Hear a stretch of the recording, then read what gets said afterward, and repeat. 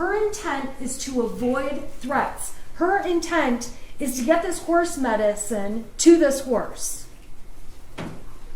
which obviously can't happen if she flees.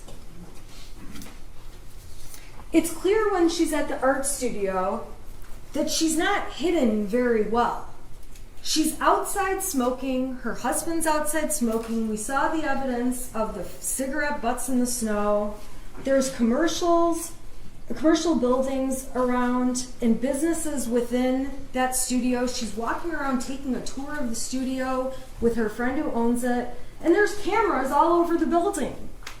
Obviously, she's not trying to hide if she's going into a building where you can see security cameras right on the outside that would document everything that's happening that we ultimately got to see in this trial. It's clear she's trying to stay the night in Detroit on November 3rd and didn't know where to go. It's clear from the video she's dead asleep at 1 o'clock in the morning when they're ultimately found and woken up to guns in their face. She testified she took 4 Xanax, and so did her husband. We also saw evidence there was a liquor bottle in the garbage, and presumably she had a drink. After 4 days of no sleep and not really eating, one can only imagine how hard 4 Xanax and a cocktail might hit you.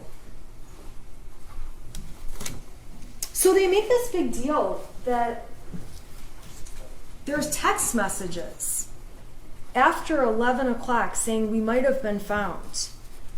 Well, earlier in those text messages that were admitted by the prosecution as Exhibit 430, the first text says, Marielle, this is Jennifer's phone. And Marielle was the other attorney at the time. Marielle, this is Jennifer's phone. James and Jennifer are using Jennifer's phone now. Next message. The other phone broke. And then there's a message to the Crumbleys, when you can, we'd like for you to call us. That's at 6:19. Then at 6:21, thank you, Shannon's calling you both shortly. Then at 7:02, I text, Marielle and I are going to come get you in the morning. We do not think it will help to make a statement that you're coming in or that it will be tomorrow morning. All we can say, as we've told everyone, is that you're coming back, and as of tomorrow, you'll be back. My next message says, we can show them that everything we've said was going to happen did happen. Because the Crumbleys weren't running. They just wanted to turn themselves in to a court. And law enforcement got on the stand and told you that's something people commonly do. It just didn't happen in this case. At 7:03, the Crumbleys write back, and we don't know if it's Jennifer or James because they're sharing his phone. Okay. Text to the lawyers that say Marielle, Shannon lawyers. Who knows why they sent that? I text, I am going to drive home from my office right now. I'll give you a call in about 45 minutes so I can get all of the bond factor information written down for you, for Marielle and me. I'm asking for bond information so we can go to the court in the morning. Your Honor, I'm going to object. There's a prior ruling. She cannot be a witness. That was already dealt with. Sorry, I thought I was arguing off the evidence they admitted. Well, you can argue off the evidence. Okay. So they say at 7:37, okay, we'll be waiting. I'm going to call in 1 minute, okay. Then at 11:14 on the phone that both of them have been using, a text is sent to the lawyers. Think we might have been found, don't know, just a heads up, please check. It's not for a couple hours that they're actually found, but Mrs. Crumbley testified she didn't send that text and she was already asleep. Now, after those text messages, there's 2 more pages that are included in that exhibit. So if you do end up taking a closer look at 430, which is totally fine, just be aware that there's another thread that starts that's a repeat, and I don't know why that is. I just want to let you know know that, and I'm not sure why that exhibit is like that. That was a new one we got, obviously, all today.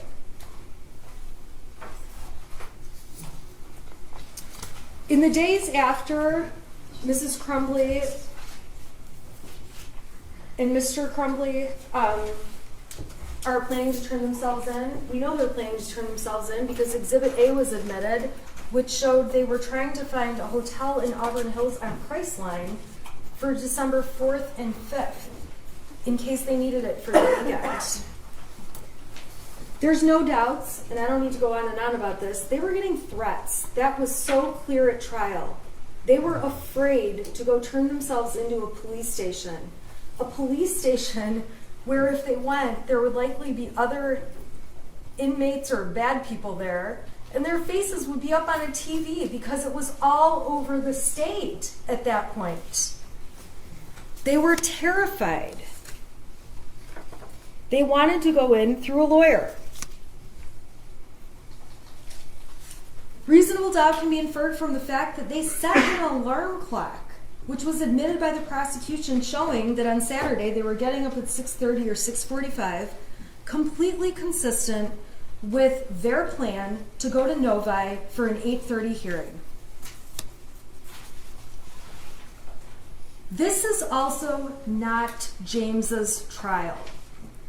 I am not standing here suggesting that James is guilty of involuntary manslaughter in any way, but it is important to point out that James was the parent responsible for all of the storage of the guns. Jennifer Crumbley barely knew a thing about them. She didn't object to them being in the house. She didn't object to buying the gun that James and Ethan were interested in. She didn't object to calling it Ethan's Christmas gift. She was not responsible at all for the storage of the weapon.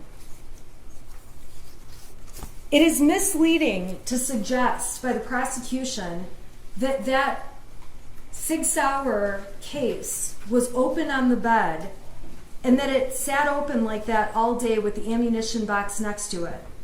It's very clear that when James and Jennifer Crumbley were on the phone during that 7-minute phone call, Mr. Crumbley was looking for the gun, found the gun was missing, asked Jennifer Crumbley, where's the ammunition, pulled it out, and set it on the bed. It's not like that gun box, that case, was just sitting out there open at all times. When law enforcement did get there, find it on the bed, even they moved it around to the kitchen counter and other places. While this is not James's case, it is fair that Jennifer Crumbley would expect that he would have more flexibility in going to handle an issue at the school. That is not unreasonable and does not make her a bad mom. He's out in the Oxford, Lake Orion, Rochester area door dashing. She's the one with the professional career supporting the family and paying all their bills and trying to keep her job, which they may need to add the family on for insurance in this open enrollment period. She shouldn't be diminished as a mother because she was going to let father go to the school and handle whatever issue there was. Now, ultimately, they went together, but he's a DoorDash driver. She's trying to pay the bills. She's the breadwinner. At that time, he's in between jobs. She shouldn't be dinged for that. It's misleading for the prosecution to suggest there's been evidence in this case. She keeps guns in the car. She didn't say she keeps guns in the car. When she was interviewed, and if you really want to watch the interview, you can, Jennifer told law enforcement there was one time that gun was in the back of her car. That one time was when James put it in the back of the car, and she drove the car to the range. Her son and her had a experience at the range, and she drove the car back home, left the car locked with the gun in it, so that when her husband got home, he could put it away. It is not true that she was driving around keeping guns in the car. That is not what she said to police. As far as Mrs. Crumbley knew, there was a cable lock on the gun at all times. She called it a string lock. She testified that the key was kept in a separate place in one of the many beer steins they had. She testified that she did know where the ammunition was. She hid it in her drawer of jeans. And she testified that things were locked and hidden separately, and that Mr. Crumbley was responsible for hiding the weapon. If you are upset with how the weapon was hidden, that's not your issue to decide. That's a future jury that will look at the case of James Crumbley. You're here to look at the case of Jennifer Crumbley and consider what she knew. She is not the person responsible for storing this weapon. I'm not trying to suggest she didn't know it was in the house, but she is not the person putting the cable lock on and off or doing anything with the gun. We saw her gun abilities when she went to the range and had to have her son show her everything about it. It's a gross overstatement to keep saying that the gun was his gift. It's very clear it was something bought for him to use at the shooting range, something that may one day ultimately be truly just his.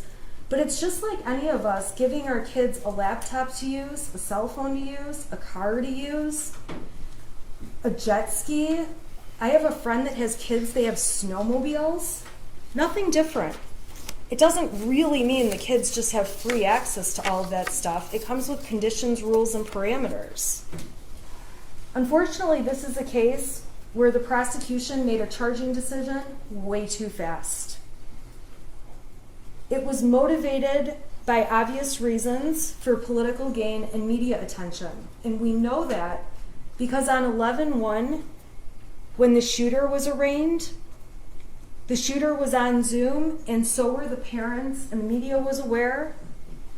And when Mr. and Mrs. Crumbley were charged, and there was a swear-to at the court, the media was all there, but guess who wasn't? Mr. or Mrs. Crumbley. Mrs. Crumbley testified she didn't even know there was going to be an arraignment, but the media knew. And then the prosecution came out with a big press conference, announcing it. I would submit that the plan was never to let the Crumbleys turn themselves in, but to turn them into a big charade of looking like they're trying to flee when they absolutely weren't.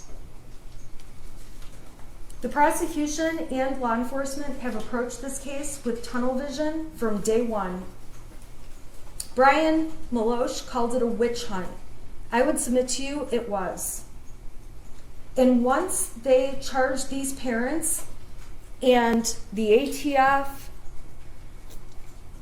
Sheriff's Department, Border Patrol, Secret Service, all U.S. Marshals, not Secret Service, when all these agencies have gathered around and hundreds of people are looking for the Crumbleys, it's really hard to say, we made a charging decision a little too fast. And in this case, you heard evidence that much of the evidence in the case didn't roll in until after the parents were charged, arrested, and in jail.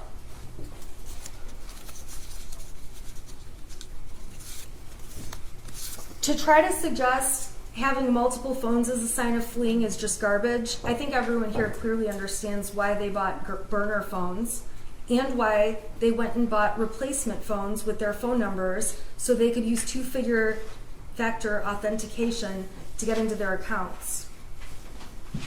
Jennifer Crumbley is seen in the police interview at the substation handing her phone to law enforcement when they're asking questions. When the police tell her they want to take her phone for a search warrant, she doesn't want to hand it over right away, but it's not because she's trying to hide things. It's because it's her only line of communication. She doesn't really understand how a search warrant works until her husband explains it. All of her contacts are in the phone. She doesn't carry around a little diary of all the numbers, although police do let her get the numbers out. And it's the only way people can get a hold of her, and she's been in touch with them nonstop, as we can see when she's in the police vehicles. And again, although she's on her phone, and there is a substantial amount of time where she's looking things up, communicating with people, trying to get things done, that doesn't mean she believed her son was a school shooter and had no emotions over what was happening. The prosecution has painted her out to be a person who lacks remorse, and I would submit to you that she would change everything if she could. And when she looks back and says there's not a thing that she feels she could have changed that would have changed something, you have to keep in mind that the suggestions by the prosecution are just ridiculous. Giving him a hug that day in the counseling office was going to stop a mass shooting. That's just ridiculous. There is nothing to prove that anything could have stopped a mass shooting when you're dealing with someone who is so manipulative and is a criminal and was a shooter in cold blood and pled guilty and took responsibility as an adult for his crimes.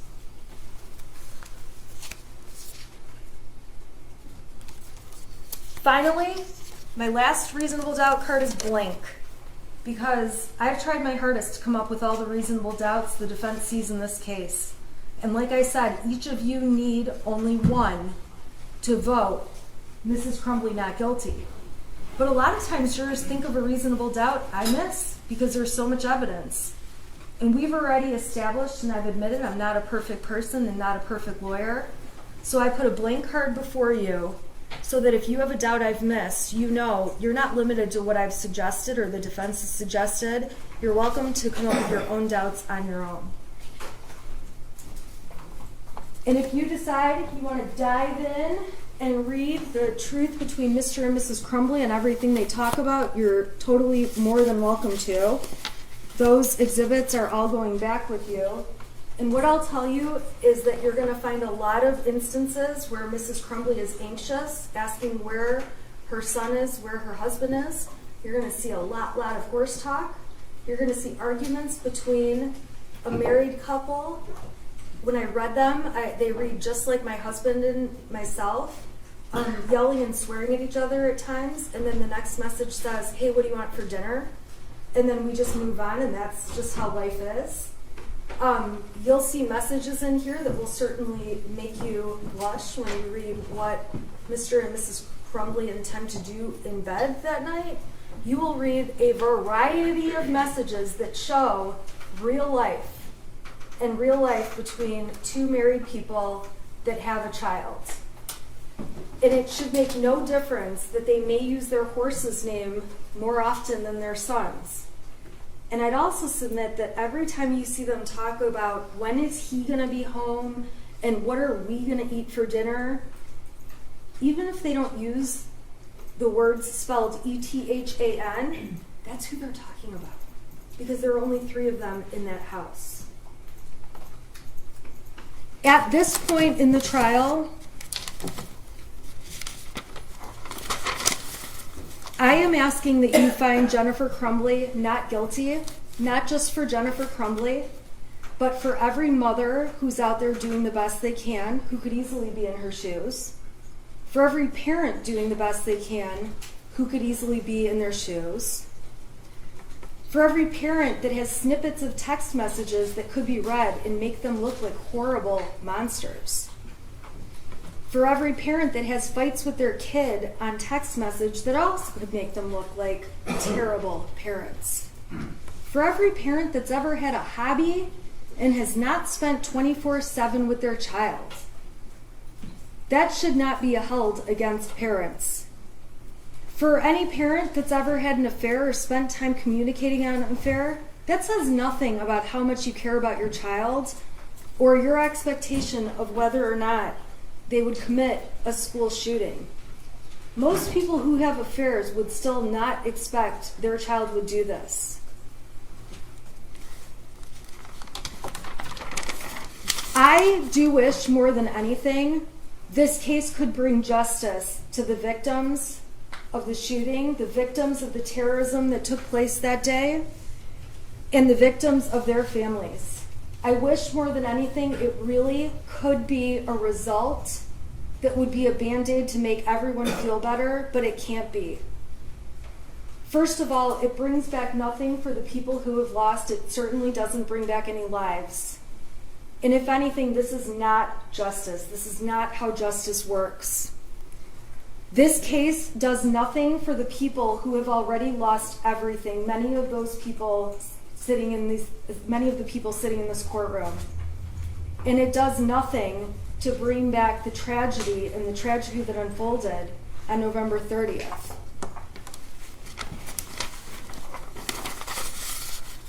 At this point in time, the prosecution cannot prove that Mrs. Crumbley avoided exercising ordinary care that would have saved lives. The prosecution cannot prove that Mrs. Crumbley was aware there was a danger that existed by her son that required her to exercise reasonable care. They cannot prove that she was grossly negligent and that there was any way she could foresee that this would happen, as awful as it is, and we all stipulate it is. At this point in trial, I always have to sit down. This is how the court rules work. Prosecution gives a closing, I give a closing, they have an opportunity for rebuttal, and then I don't get to say anything else. And I'm sure you can see from my demeanor in trial, when the prosecution says something that I know I have an argument against, I get anxious, you can see a reaction, and I'm not going to do that.